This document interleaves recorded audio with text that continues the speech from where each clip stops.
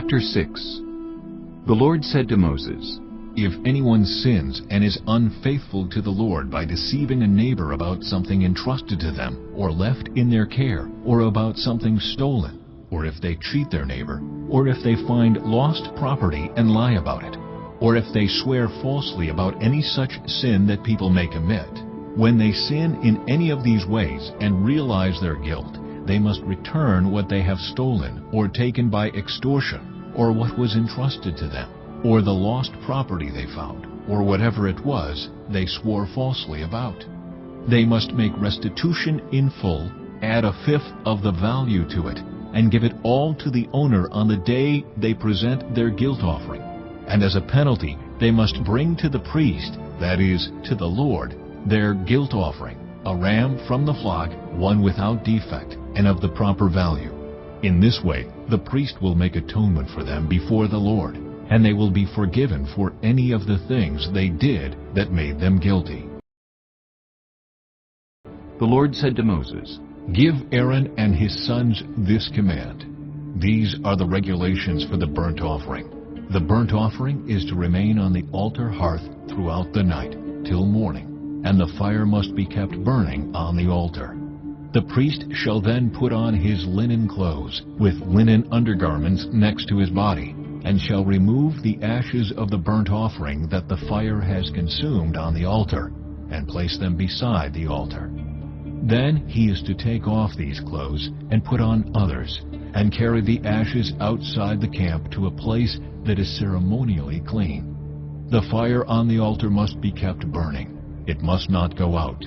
Every morning the priest is to add firewood and arrange the burnt offering on the fire, and burn the fat of the fellowship offerings on it. The fire must be kept burning on the altar continuously. It must not go out. These are the regulations for the grain offering. Aaron's sons are to bring it before the Lord in front of the altar. The priest is to take a handful of the finest flour and some olive oil, together with all the incense on the grain offering, and burn the memorial portion on the altar as an aroma pleasing to the Lord. Aaron and his sons shall eat the rest of it, but it is to be eaten without yeast in the sanctuary area. They are to eat it in the courtyard of the tent of meeting. It must not be baked with yeast. I have given it as their share of the food offerings presented to me. Like the sin offering and the guilt offering, it is most holy. Any male descendant of Aaron may eat it. For all generations to come, it is his perpetual share of the food offerings presented to the Lord. Whatever touches them will become holy." The Lord also said to Moses, "This is the offering Aaron and his sons are to bring to the Lord on the day he is anointed, 1/10 of an ephah of the finest flour as a regular grain offering, half of it in the morning and half in the evening. It must be prepared with oil on a griddle. Bring it well mixed, and present the grain offering broken in pieces as an aroma pleasing to the Lord. The son who is to succeed him as anointed priest shall prepare it. It is the Lord's perpetual share, and is to be burned completely. Every grain offering of a priest shall be burned completely. It must not be eaten." The Lord said to Moses, "Say to Aaron and his sons, these are the regulations for the sin offering. The sin offering is to be slaughtered before the Lord, in the place the burnt offering is slaughtered. It is most holy.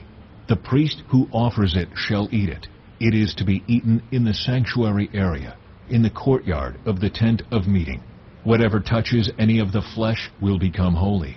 And if any of the blood is spattered on a garment, you must wash it in the sanctuary area.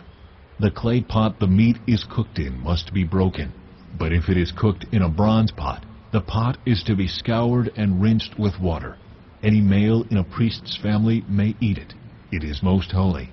But any sin offering whose blood is brought into the tent of meeting to make atonement in the holy place must not be eaten.